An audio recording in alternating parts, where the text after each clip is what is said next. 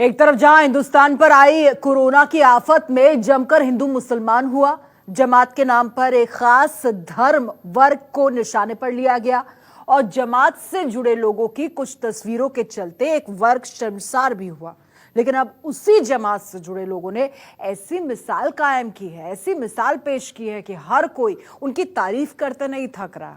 आपको बताएं, कोरोना से जंग में अब सबसे बड़ा हथियार बनकर उभर रहे हैं जमात से जुड़े सच्चे हिंदुस्तानी, क्योंकि अब जमातियों का रक्तदान बचाएगा हिंदुस्तान। प्लाज्मा थेरेपी देखिए।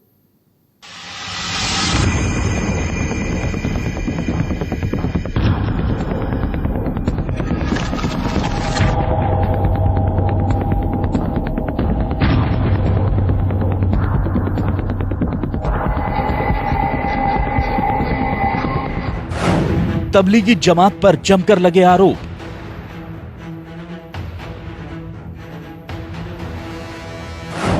जमात को ठहराया गया कोरोना फैलाने का जिम्मेदार।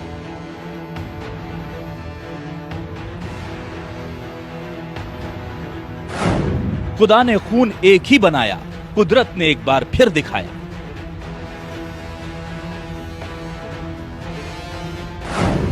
जमातियों का रक्तदान बचाएगा हिंदुस्तान।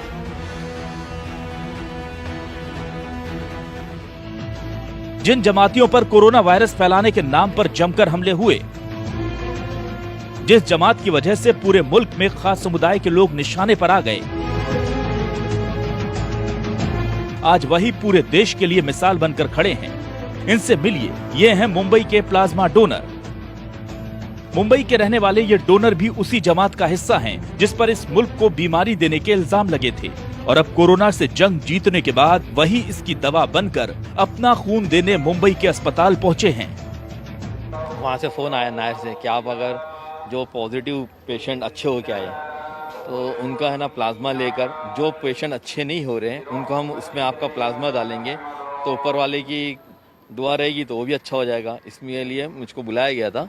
और फिर जो हमारे अमीर साहब है तबलीगी जमात के, मौलाना साद साहब निज़ामुद्दीन से, उन्होंने इस बात को वायरल किया था कि हर मुसलमान इसमें बढ़ चढ़ के हिस्सा ले और इंसानियत को आगे करे और दूसरों की मदद करे।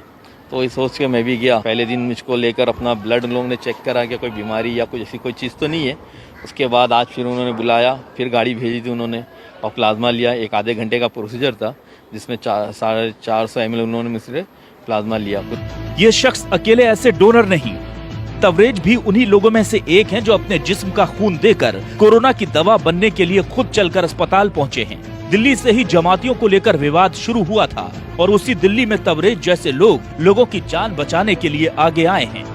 एक बार न्यूज पर देख रहा था जिसमें हमारे माननीय मुख्यमंत्री केजरीवाल जी प्लाज्मा थेरेपी के बारे में बता रहे थे और वो अपील कर रहे थे कि जो भी लोग कोरोना नेगेटिव होकर आए हैं वो अपना प्लाज्मा डोनेट करें और ये थेरेपी सक्सेस हो सकती है। ये खबर सुनने के तुरंत पश्चात मैंने ठान लिया था कि मैं अपना प्लाज्मा डोनेट करूंगा कि और इस प्लाज्मा से अपने किसी हिंदुस्तानी भाई का इलाज हो। इससे ज़्यादा खुशी और गर्व की बात मेरे लिए दूसरी कोई नहीं हो सकती है। दरअसल ये वो लोग हैं जिनके शरीर पर कोरोना का वायरस अटैक कर चुका था, लेकिन बेहतर इलाज और डॉक्टरों की मेहनत का नतीजा है कि ये सब अब इस जंग में जीत हासिल कर चुके हैं।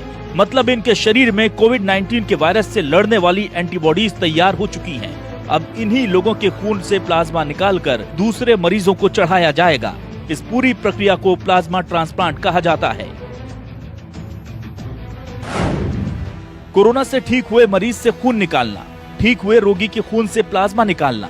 खून से निकला प्लाज्मा 4 मरीजों को ट्रांसफर किया जाता है।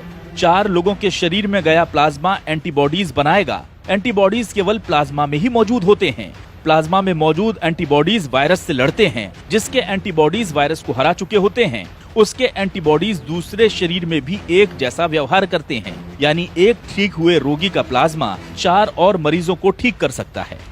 जाहिर है बनाने वाले ने कोई भेद नहीं किया था, इसलिए कुदरत के इस कहर की काट भी सबके शरीर में एक सी ही है। और अब इसी नेमत के जरिए कोरोना को हराने का बीड़ा उठाया गया है। कोरोना वायरस की चपेट से बाहर आ चुके तबलीगी जमात के करीब 200 लोगों ने प्लाज्मा के लिए अपना ब्लड डोनेट करने का फैसला किया है। इसमें से ज्यादातर लोग दिल्ली से ही हैं और अपना प्लाज्मा वही डोनेट करेंगे। इन सभी के प्लाज्मा का उपयोग दिल्ली में भर्ती अभी मरीजों को ठीक करने के लिए किया जाएगा। तो जो कोरोना से पूरी तरह से ठीक हो चुके मरीज हैं, जिनका पूरी तरह से जिनके शरीर से कोरोना का वायरस निकल चुका है, ऐसे मरीजों का प्लाज्मा फेरेसिस मशीन से निकाल करके उसको जो बीमार गंभीर मरीज होते हैं उनको दिया जाता है। और ऐसा देखा गया कि उनके अंदर जो है काफ़ी पॉजिटिव रिस्पांस आए। जो लोग वेंटिलेटर पर थे वो जल्दी वेंटिलेटर से हटा लिए गए और स्वस्थ होकर जाने लगे। इस पूरे मसले पर institute of liver and biliary science के सूत्र बताते हैं कि अभी दिल्ली में तकरीबन 200 प्लाज्मा यूनिट्स की जरूरत है। जो व्यक्ति 2 बार लगातार टेस्ट में नेगेटिव आ जाता है और 7 दिन तक ठीक रहता है, उसका प्लाज्मा लिया जा सकता है।